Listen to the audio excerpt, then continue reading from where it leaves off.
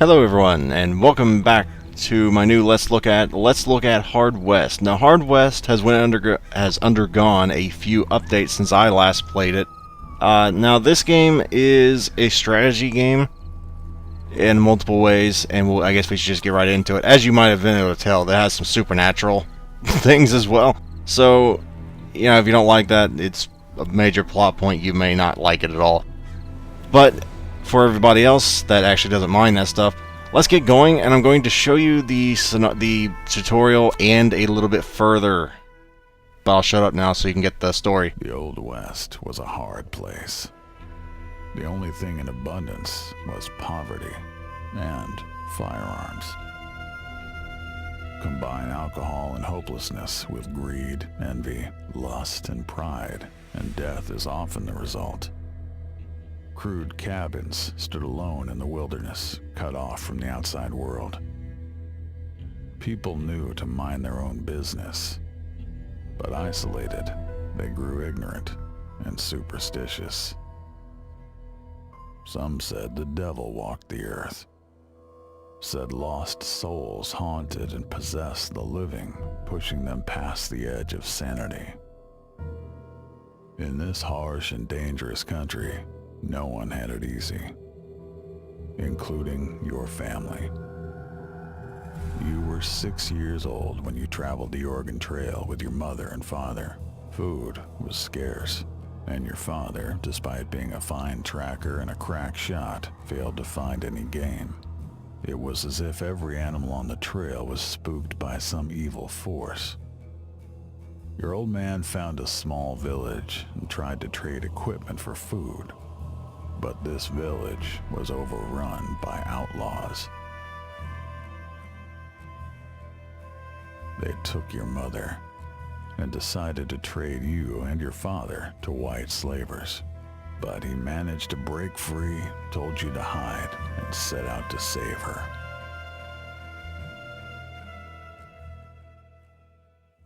Okay, now this is going to be the tutorial. And it is a very important part of the tutorial. Yes, let's do this. Because there are a few things, and there's going to be a lot of references to XCOM, so if that annoys you, just turn back now. Because that's the closest game I can think of to this. But they're not nearly the same, they're not identical.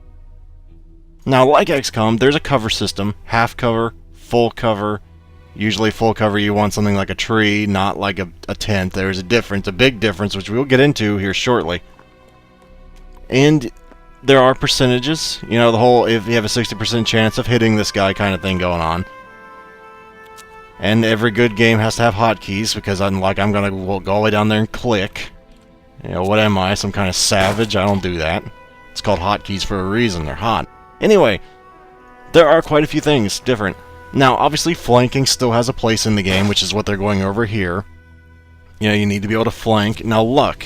I just skipped over that really quickly. I'll explain that so you don't get to go, what? Okay, now luck is this thing down here. 60 out of 100. Now, every time you get shot at, if you're in low cover or high cover for that matter, but low cover is usually where you're going to want your luck, because, well, it's not very good cover. You have a chance of missing. I don't know the exact percentages. I don't know how the mechanics of it work, you know, exactly, but I know the more luck you have, the more, it seems like, the more often you dodge. And when you run out of luck, you get shot. And obviously, being in half cover is not exactly good. But don't worry, you usually won't run out of luck if you do what, you know, you should be doing. And the caveat here is, not all full cover is good full cover. And the other little thing is, you know, back in the days with revolvers, reloading took a long time, and they really went to the effort to make you feel like you have to reload and you gotta do it now. I recommend rekeying that to R, because that's usually what I do for reloading. But shadow spotting. Shadow spotting is the other thing I was talking about. If they're behind a tent, or something that is just not really, you know, good to be behind in a firefight, you can shoot them through it. And that's kind of awesome. So remember, don't take cover behind stupid stuff. This really should have went without saying in the middle of a firefight, but well, you'd be surprised what some people will do. Okay, so now I've run basically out of luck. I'm at 17 luck, I'm sorry. And I need to get into full cover. Now you might think getting into this full cover is good, which I have no idea why you would after what I just showed you, but maybe you're one of those kind of people that says, I'll do it anyway. What you should do, because this is a new thing, you can actually make your own full cover, in a way. If something looks like a, I don't know what that is, like a basement, it's a storm thing, I don't know what that is, a storm cellar, whatever that is, you can turn it up. Now, there are different things you can use, not just storm cellars. Now, you might have noticed, Barak, I thought, since you're behind full cover, why did you get shot? Shouldn't you have, like, dodged it? Not really. Full cover doesn't really work exactly like XCOM's. Yes, you have less chance of getting shot, make no mistake on that, but if you do get shot, you only usually get shot for 1 damage each. If you get shot behind, say, if I was to hide behind the barrel here and get shot, I would probably have taken about 4 damage. 3 or 4 damage there around, maybe even 5 or 6, depending on the enemy. So make sure you do that, don't just, leave yourself exposed for the world to see. You don't leave your butt hanging out, generally speaking. Now these things, the special abilities, usually cost luck. Not always, but usually they'll require some luck. Also, because you only have like a 20%, chance of hitting and you hit all 3 of them, that's very lucky. And we're on our own now, which means there's no more enemies. I'm just gonna tell you, there's no more enemies. But you see how the whole thing, generally speaking, works. She was nowhere to be found. He saw the box. What was in it? The simple wooden box contained a head. Your mother's head. Afterwards, your father found one of the gunmen still alive. The dying man rambled on about some unholy obligation, about promises made by the devil himself, and the rewards they would find in hell.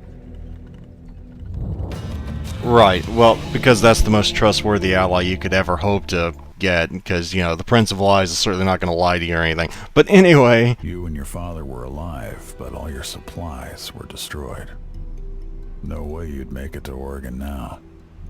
Your father decided to stay put and build a life right there. Many years passed, and you grew up. You became a man. Okay, so this is the tutorial for the second phase, or shall we say the non-combat phase of the game. And these are important, because this is your chance to make money, or gold in this game, and basically get yourself prepared for battle. Now, it's not as bland as I just tried to make it sound, I'm sure, but I'm just going to tell you, the big thing that I really like about this game are the ability cards. Now, the ability cards are, well, cards that have abilities. For example, you'll notice this is a 10, this is an ace.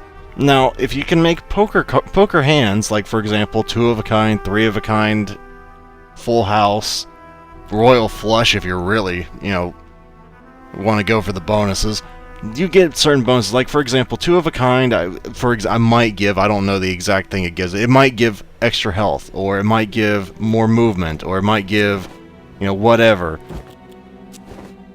So there's a lot of incentive to just experiment and see what you want to have each of your characters, because you can have upwards of what looks like 4 or 5 characters. I know for a fact you can have at least 4, but I think you can probably fit 5 in a party. And you will want to have as many people as possible, because some of the things later in the game can get rather tricky. Now, this thing, you're probably wondering, what is heat? Okay, heat is for another part of the tutorial we haven't even gotten to yet. It's sort of like your stealth bar. The more of them you have, the harder it is for you to stay stealth from the enemies during the setup phase of the battle phase. It's basically like you get to get ready for your fight before you go into the fight, is what that is. But I've spent enough time going on about that. Let's actually do what we're supposed to do here and mine gold after we got our license from organized crime lords. Because I don't know if it said that, but that's where we got it. I think it did say that, though. Otherwise, how would I know it?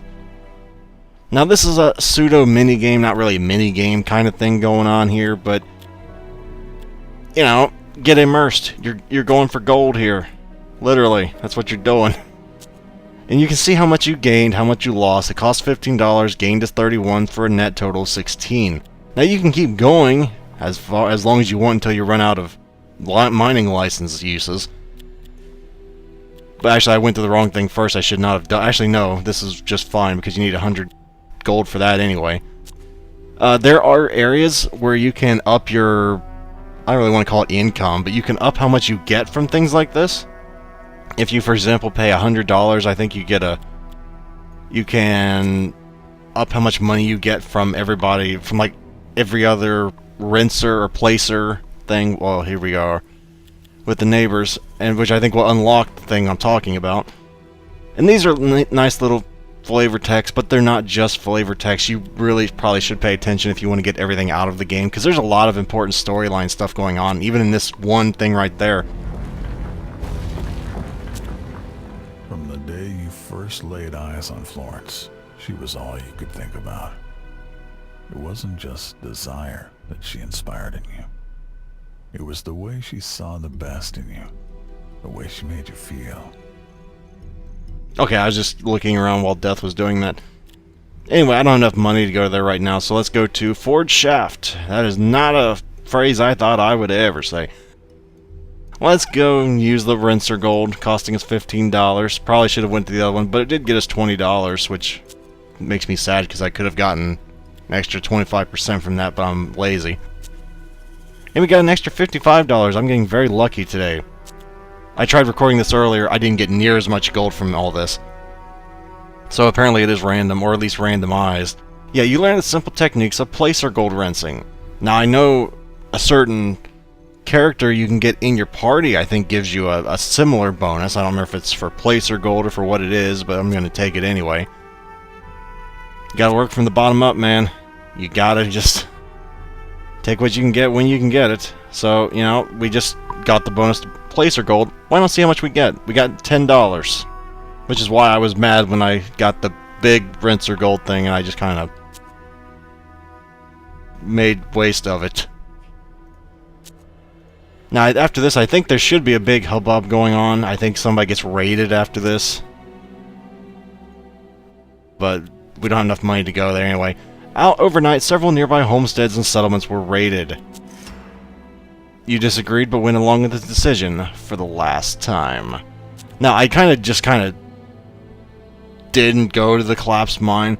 Now, there are some areas in the overworld area like this where it's not so much a you get to choose, do you want to go to the placer gold, do you want to go for whatever. It's like a choose your own adventure type thing where depending on your choices you can either get injured, you can get rewards, you can get status buffs, status ailments, all number of things, and the collapsed mine is one of them. I'm not going to spoil it for you in case you get this, because I don't want to tell you what you should do.